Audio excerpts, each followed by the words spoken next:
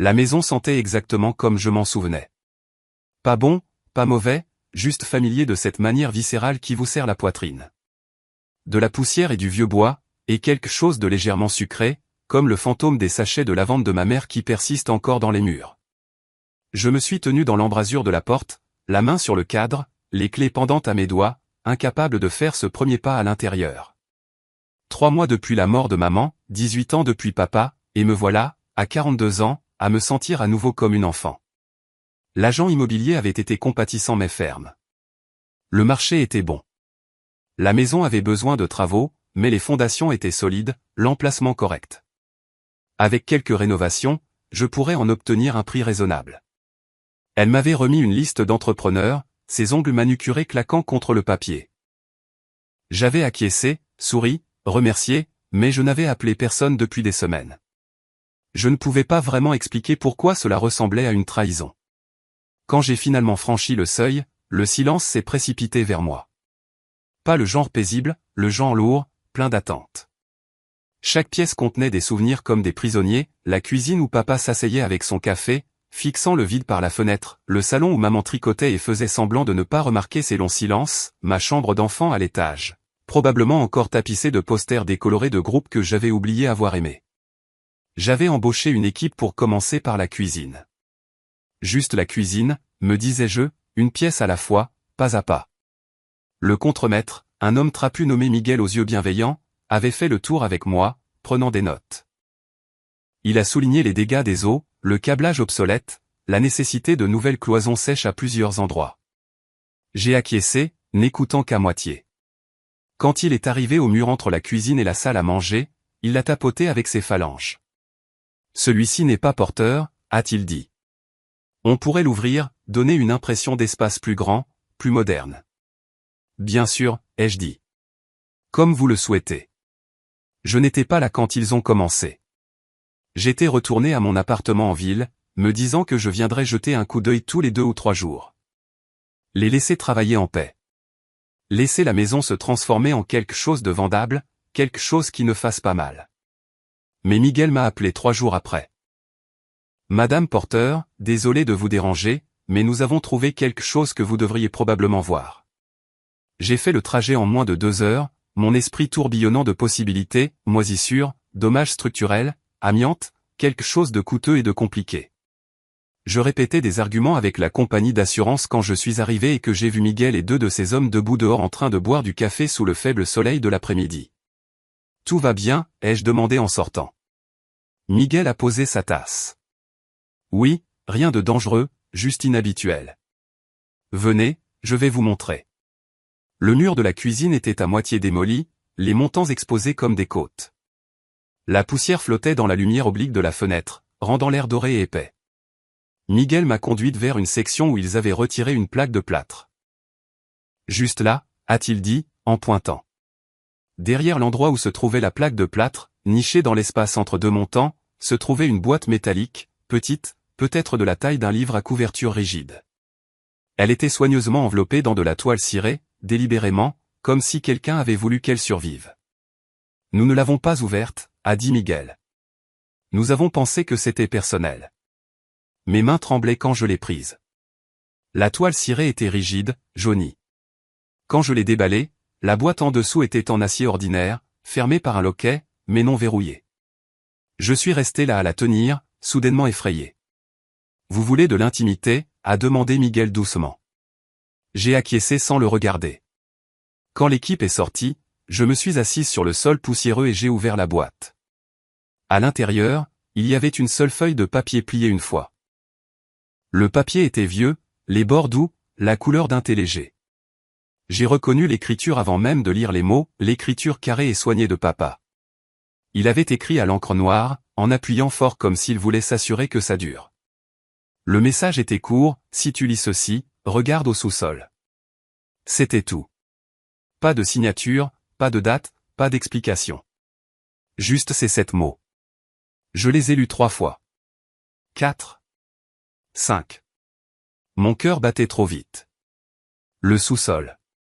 Bien sûr, c'était le sous-sol. J'avais toujours détesté le sous-sol. Même enfant, Avant d'avoir le vocabulaire pour la peur, je savais que le sous-sol n'était pas normal. Ce n'était pas les araignées, l'obscurité ou le froid bien qu'il y ait tout ça. C'était autre chose. Quelque chose dans la façon dont papa agissait chaque fois qu'il y descendait. Il prenait la clé à son crochet près de la porte, et tout son corps changeait. Ses épaules se redressaient différemment. Sa mâchoire se serrait. Il descendait ses escaliers comme un homme partant à la guerre, et il la fermait à clé derrière lui. J'ai demandé à maman une fois. J'avais peut-être 7 ou 8 ans. Pourquoi papa ferme-t-il le sous-sol à clé? Elle était en train de plier du linge. Ses mains s'étaient arrêtées juste une seconde, lissant une serviette qui était déjà lisse. Il garde des choses importantes là-bas, avait-elle dit. Pour le travail. Quel genre de choses? Des choses ennuyeuses. Des papiers, des dossiers. Son sourire avait été rapide, désinvolte. Rien qui doive inquiéter les petites filles. Mais je m'étais inquiété quand même parce que parfois papa restait là-bas pendant des heures. Et parfois tard dans la nuit, je l'entendais se promener là-bas quand tout le monde dormait. Des pas lents et mesurés d'avant en arrière, d'avant en arrière. Une fois, quand j'avais 12 ans, j'ai essayé la porte. Juste par curiosité, par défi adolescent, par le besoin brûlant de savoir ce que je n'étais pas censé savoir. Elle avait été verrouillée comme toujours, mais papa était apparu derrière moi si soudainement, si silencieusement, que j'avais sursauté. Ne fais pas ça, avait-il dit, pas en colère. Pire que la colère, le vide. Je n'ai jamais réessayé. Miguel a frappé doucement sur le cadre de la porte. Madame Porter, ça va? J'ai réalisé que j'étais assise là à fixer la note pendant on ne sait combien de temps. Je l'ai pliée soigneusement et je me suis levé, en enlevant la poussière de mon jean. Oui, ai-je dit. Oui, je vais bien. Écoutez, prenez le reste de la journée. Je vous appelle demain pour les prochaines étapes. Il a hésité. Vous êtes sûr? On peut continuer à travailler dans les autres pièces. Je suis sûr. J'ai juste besoin d'un peu de temps ici seul. Après leur départ, la maison m'a paru encore plus silencieuse. Je l'ai traversée lentement, la note à la main, réapprenant sa géographie, le salon où le fauteuil de papa était encore là, usé et lisse sur les accoudoirs, le couloir avec des photos de moi à tous les âges, édenté et souriant, la salle de bain où les flacons de pilules de maman étaient encore alignés sur le comptoir, orange et blanc, un calendrier de l'an déclin, et au bout du couloir arrière, la porte du sous-sol. C'était juste une porte, du bois simple, de la peinture blanche jaunie, un simple bouton en laiton, un trou de serrure en dessous. Je l'avais vue 1000 fois. Elle n'avait jamais eu l'air menaçante avant. Maintenant, elle ressemblait à la gueule de quelque chose qui attend. La clé était toujours sur son crochet, une petite chose en laiton sur un morceau de ficelle usée. Je l'ai prise et je l'ai tenue dans ma paume. Elle était chaude de ma main, plus légère que je ne l'aurais cru. La note a crépité dans mon autre main. Si tu lis ceci, regarde au sous-sol. Je voulais partir. Je voulais sortir de la maison, monter dans ma voiture, retourner en ville et engager quelqu'un pour nettoyer le sous-sol sans que j'aie jamais à voir ce qu'il y avait là-bas. Quoi que papa ait caché, quelle que soit la vérité qu'il voulait que je trouve, peut-être que je n'avais pas besoin de savoir. Peut-être que certains secrets valaient mieux être enterrés avec les personnes qui les gardaient. Mais je savais que je ne partirais pas. J'étais allé si loin. La clé s'est glissée dans la serrure comme si elle attendait. Le mécanisme a tourné avec un doux clic qui a sonné trop fort dans le silence. Le bouton a tourné sous ma main. La porte s'est ouverte sur l'obscurité. L'odeur m'a frappé en premier, pas la décomposition. Dieu merci. Pas la mort ou la pourriture ou quoi que ce soit d'organique, juste de l'air froid et du béton et quelque chose de légèrement métallique. L'odeur d'un endroit qui a été scellé trop longtemps. J'ai tâtonné le long du mur à la recherche de l'interrupteur, je l'ai trouvé, je l'ai basculé vers le haut. Une ampoule nue en bas des escaliers a clignoté pour s'allumer, projetant des ombres dures. Les escaliers étaient raides, en bois, usés et lisses au milieu par des années de pas. Ils ont craqué sous mon poids pendant que je descendais. Chaque pas ressemblait à un petit engagement, un choix que je ne pouvais pas reprendre. Le sous-sol était plus grand que je ne m'en souvenais. Le plafond était bas, traversé de tuyaux et de conduits électriques. Le sol était en béton nu, irrégulier, avec un drain au centre.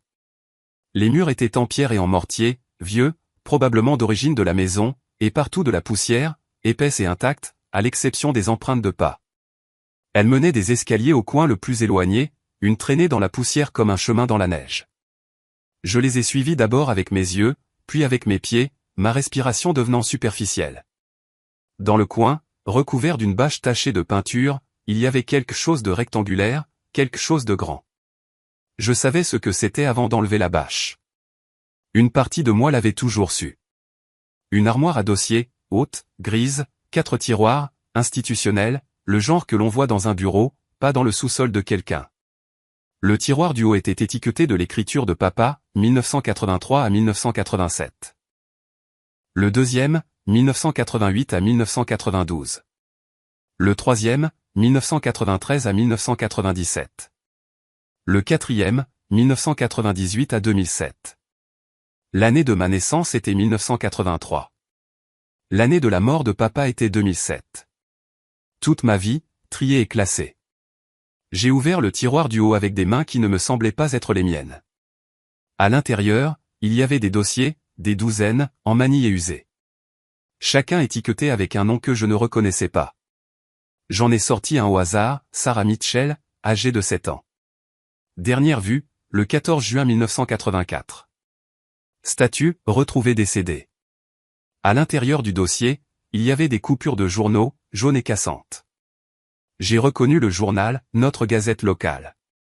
Les titres nageaient devant mes yeux, fille de la région retrouvée saine et sauve, les recherches se poursuivent pour l'enfant disparu, la communauté se rassemble autour de la famille en deuil, mais ils avaient été annotés. Dans les marges, de l'écriture de papa, il y avait des notes, des observations, des théories, des lieux marqués de coordonnées, des chronologies reconstruites, et au bas de chaque article, un tampon, affaire classée avec une date. J'ai sorti un autre dossier et un autre. Chacun était identique. Des enfants disparus, certains retrouvés vivants, certains retrouvés morts, certains jamais retrouvés. Tous documentés avec un souci du détail obsessionnel, tous de notre ville, de notre comté, des environs.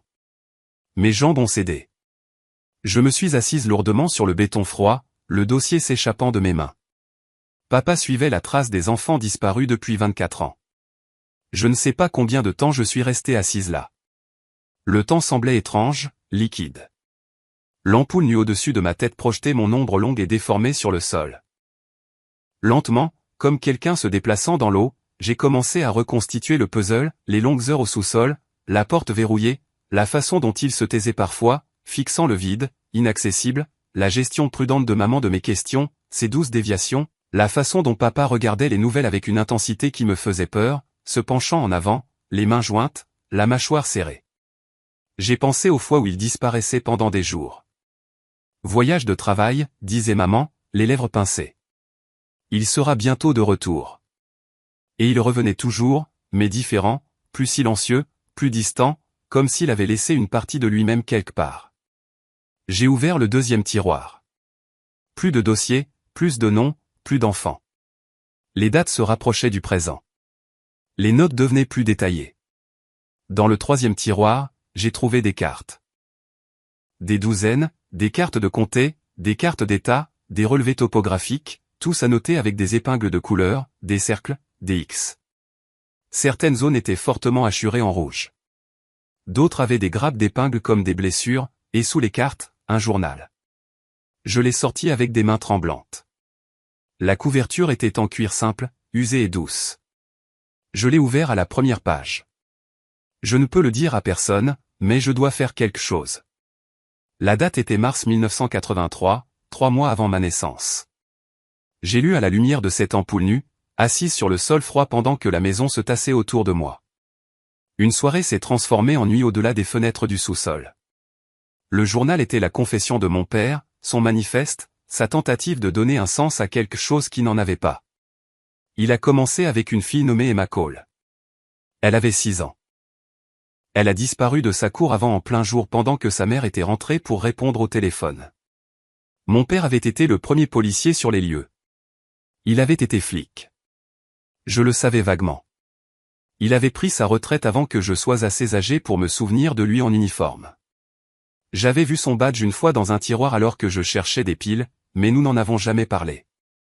J'avais supposé qu'il avait juste travaillé à un bureau, rédigé des contraventions, fait de la paperasse, quelque chose d'ennuyeux et de sûr. J'avais tort. Il avait été détective, personne disparue. Et Emma Cole avait brisé quelque chose en lui. J'ai cherché pendant 2 semaines, a-t-il écrit. J'ai fouillé tous les bâtiments abandonnés, tous les ponceaux, tous les fossés de drainage dans un rayon de 10 miles. J'ai interrogé tous ceux qui se trouvaient à moins d'1 mile de sa maison ce jour-là. J'ai suivi des pistes qui n'ont mené nulle part, chassé des ombres, prié un Dieu auquel je ne crois pas, puis ils l'ont retrouvée à moitié enterrée dans un chantier de construction. Elle était morte depuis des jours. L'affaire a été classée immédiatement. Pas de témoins, pas de preuves, pas de suspects, juste une petite fille morte et un dossier qui a été clos et rangé comme si ça ne voulait rien dire. Comme si elle ne voulait rien dire. Je suis rentré chez moi ce soir-là et ta mère m'a dit qu'elle était enceinte de toi, et j'ai réalisé que je t'amenais dans un monde où les enfants disparaissent tout simplement, où les monstres sont réels, où le système échoue et échoue et échoue. Je ne peux pas laisser ça se produire. Les entrées ont continué pendant des années. Il avait continué son travail même après avoir quitté les forces de l'ordre, surtout après avoir quitté les forces de l'ordre, parce que, écrivait-il, quand il était flic, il y avait des règles, des procédures, des juridictions, des choses qu'il ne pouvait pas faire, des endroits où il ne pouvait pas aller, des questions qu'il ne pouvait pas poser. Mais en tant que simple citoyen, retraité avec une pension, du temps et un sous-sol plein de dossiers, il pouvait tout faire. Il est devenu un chasseur, pas un justicier. Il a pris soin de faire cette distinction. Il n'a jamais pris la loi entre ses propres mains, n'a jamais confronté personne, n'a jamais porté d'armes. Il a juste regardé, enquêté, documenté, et quand il trouvait quelque chose des preuves, une piste, une connexion, il le transmettait anonymement à la police. Généralement des tuyaux appelés depuis des cabines téléphoniques, des colis laissés sur des pas de porte, des emails provenant d'adresses jetables. Il avait contribué à résoudre 14 affaires au fil des ans. Je les avais comptées dans le journal. 14 enfants retrouvés, ramenés à la maison, justice rendue.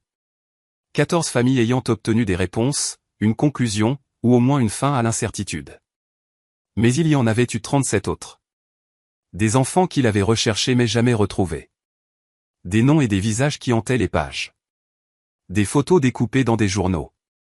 Des photocopies de photos d'école, des croquis qu'il avait dessinés de mémoire.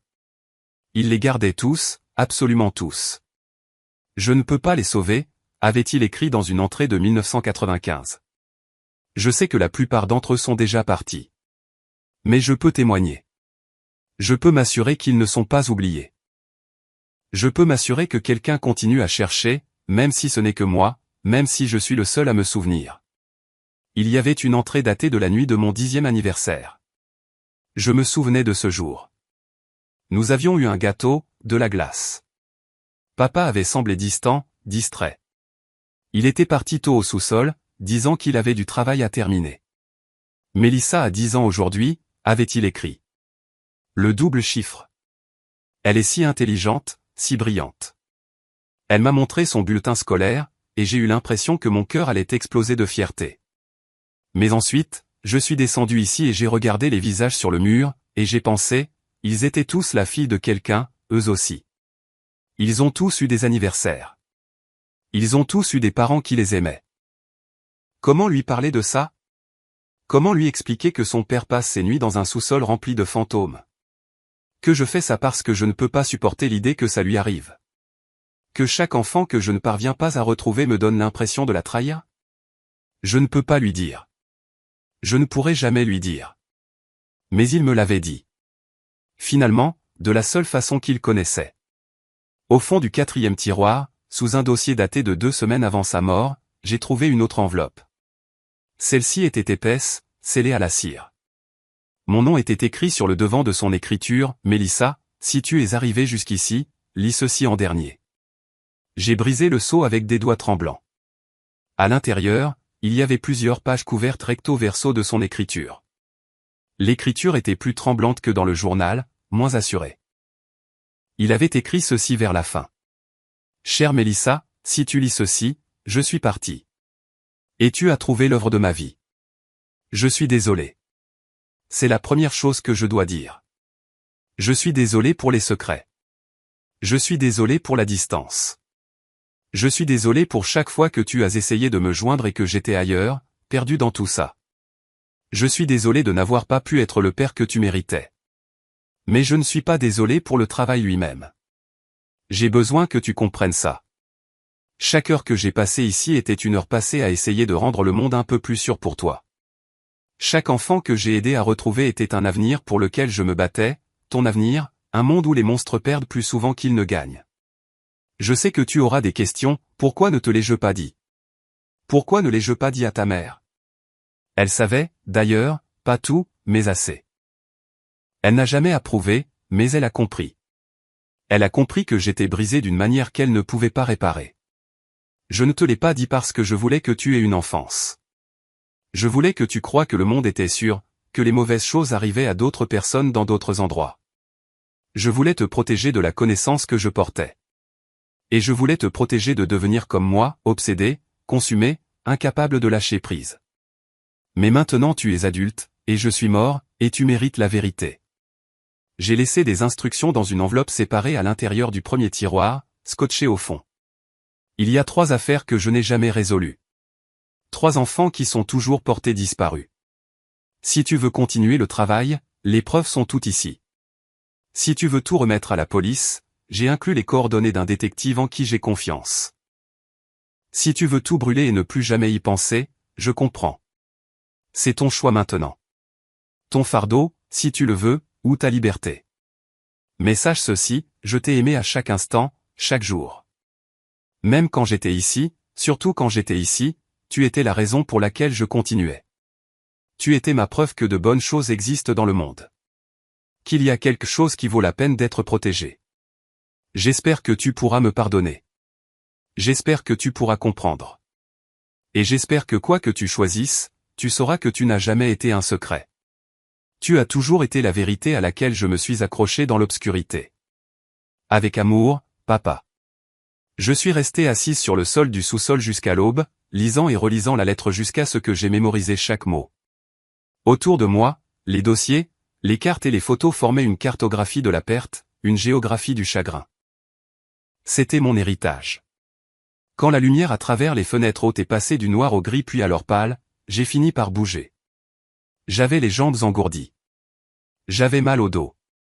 J'ai monté les escaliers lentement, laissant la porte du sous-sol ouverte derrière moi. Dans la cuisine, j'ai fait du café avec des mains tremblantes, en utilisant du café moulu que j'avais apporté de la maison parce que le café de maman était rassis depuis des mois. J'ai appelé Miguel et je lui ai dit de repousser les rénovations. J'avais besoin de plus de temps. Puis je suis redescendu. L'enveloppe scotchée au fond du premier tiroir contenait exactement ce qu'il avait promis, des instructions, des coordonnées et 3 dossiers plus épais que les autres, marqués actif, Tommy Reeves, 8 ans, vu pour la dernière fois en avril 2006, Kayla Washington, 12 ans, vu pour la dernière fois en septembre 2006, David Ortiz, 6 ans, vu pour la dernière fois en janvier 2007. J'ai ouvert le dossier de Tommy Reeves en premier. À l'intérieur, il y avait des centaines de pages, des transcriptions d'entretiens, des cartes des zones de recherche, des listes de délinquants sexuels enregistrés dans les comtés environnants, des notes sur les témoins potentiels, des chronologies, des théories, et au fond, de l'écriture de papa, une note datée de mars 2007, nouvelle piste, observation possible à Millbrook. Suite à donner, ne pas en parler à M. Millbrook était à 2 heures de route, à 2 heures de chez moi, à 2 heures de maman, de moi. Papa est mort en avril 2007. Crise cardiaque au volant de sa voiture sur la route 49 en direction du nord, en direction de Millbrook. Il n'était pas parti faire des courses. Il chassait, et il est mort en cherchant encore. J'ai passé 3 jours dans ce sous-sol. J'ai lu chaque dossier, étudié chaque carte, retracé le schéma de son enquête, et lentement, comme quelque chose qui se développe dans une chambre noire, j'ai commencé à le voir, la forme de ce qu'il avait fait, l'ampleur de la chose. Il avait été brillant. Obsessionnel et brisé et hanté, oui, mais brillant. Il avait établi des liens que personne d'autre n'avait vus. Trouvé des schémas dans le chaos. Il avait été sa propre force spéciale privée, sa propre unité des affaires non résolues, travaillant année après année en silence, et il voulait que je termine. Le 4e jour, j'ai appelé le numéro qu'il avait laissé pour la détective Sarah Reeves. Elle a répondu à la 2e sonnerie. Reeves. Détective Reeves. Je m'appelle Melissa Porter. Je crois que mon père a travaillé avec vous. Thomas Porter? Il y a eu une longue pause, puis, Tom Porter. Jésus. Oui. Oui, je connaissais Tom. J'ai entendu dire qu'il était décédé. Je suis désolé pour votre perte. Merci. J'ai trouvé ces dossiers dans son sous-sol. Tous. Je pense que vous devriez les voir. Une autre pause. Tous? De combien parle-t-on? 51 affaires, 24 ans d'enquête, 3 toujours actives. Christ. Je pouvais l'entendre respirer à l'autre bout du fil. M.E., Porter, je vais avoir besoin que vous ne touchiez plus à rien. J'arrive. Où êtes-vous? Je lui ai donné l'adresse. Elle a dit qu'elle serait là dans 2 heures. Pendant que j'attendais, je suis redescendu une dernière fois. Je me suis tenu au milieu du sous-sol, entouré des fantômes de mon père, et j'ai essayé de l'imaginer ici soir après soir, année après année, choisissant de porter ce poids. Et j'ai réalisé qu'il ne l'avait pas choisi pour se punir. Il l'avait choisi parce que quelqu'un devait le faire. Parce que 51 enfants méritaient quelqu'un qui ne les oublierait pas, quelqu'un qui continuerait à chercher même quand tout le monde serait passé à autre chose, quelqu'un qui témoignerait. La détective Reeves a amené 2 autres agents et un analyste médico-légal. Ils ont passé 6 heures dans le sous-sol à photographier, cataloguer, emballer les dossiers. Je suis resté assise dans la cuisine à boire du café, répondant aux questions. Votre père était une légende, m'a dit Reeves. À un moment donné, la moitié du service ne croyait pas qu'il était réel. Nous recevions ces informations anonymes, parfaitement documentées, impeccablement recherchées, des preuves que nous avions manquées, des liens que nous n'avions jamais établis. Nous l'appelions le fantôme. Il n'a jamais dit à personne que c'était lui. Jamais. Même pas à moi. Et nous avons travaillé sur 3 affaires ensemble. J'ai fini par comprendre, mais je n'ai jamais insisté. Il ne voulait pas les honneurs. Il voulait juste que les enfants soient retrouvés. Elle s'est arrêtée, me regardant. Il a aidé à résoudre 14 affaires, mademoiselle Porter. 14 familles ont eu des réponses grâce à lui. C'est plus que ce que la plupart des policiers font dans une carrière. Et les 3 affaires actives. Son expression s'est durcie. Nous allons y travailler. Avec ce qu'il nous a laissé, nous avons une chance réelle. Tommy Reeves surtout. Il y a une piste ici que je ne pense pas que quelqu'un ait suivie. Si ça se concrétise. Elle a secoué la tête. Votre père pourrait résoudre des affaires d'outre-tombe. Ils ont presque tout emporté, les dossiers, les cartes, les journaux. Ils m'ont laissé la lettre personnelle, celle qui m'était adressée, que Reeves a dit que je pouvais garder. Quand ils sont partis, je suis redescendu. Le sous-sol avait l'air étrange, vide, juste une pièce en béton avec des murs nus et un sol nu et une seule ampoule qui brûlait au-dessus de la tête. Mais je pouvais encore le sentir là, dans le silence, dans le froid, dans le poids de ce qu'il avait porté. J'ai pensé à ce qu'il avait écrit, ton fardeau, si tu le veux, ou ta liberté. J'ai pensé à ces 3 affaires non résolues, 3 enfants toujours portés disparus, 3 familles qui attendaient toujours. J'ai pensé aux 49 dossiers maintenant en garde à vue, 49 histoires qui pourraient enfin être racontées, 49 chances de justice, de conclusion, de paix. Et j'ai pensé à l'homme que j'avais connu comme mon père, distant et silencieux et étrange, oui, mais aussi courageux et gentil et tout à fait réticent à détourner le regard de l'obscurité. J'ai éteint la lumière et monté les escaliers. En haut, je me suis arrêté à la porte. La clé était toujours dans la serrure. Je l'ai enlevée, l'ai tenue un instant, puis l'ai raccrochée à son crochet. Je ne fermerai plus le sous-sol à clé. Il n'y avait rien à cacher là-bas, juste la vérité enfin mise en lumière. 6 mois plus tard, la détective Reeves m'a appelé. Tommy Reeves, a-t-elle dit sans préambule. Nous l'avons retrouvé vivant. Je me suis assise brutalement, mes jambes soudainement faibles. Quoi? La piste de votre père à Millbrook. Elle était bonne. Nous l'avons suivi. Ça a pris du temps, mais nous l'avons suivi. Il est vivant, Mélissa. Il est rentré à la maison.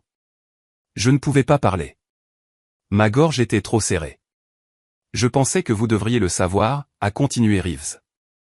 Ce que Tom faisait quand il est mort, ce n'était pas pour rien. Il a sauvé la vie de ce gamin. 8 ans plus tard. Oui, mais il l'a sauvé, et nous continuons à travailler sur les 2 autres.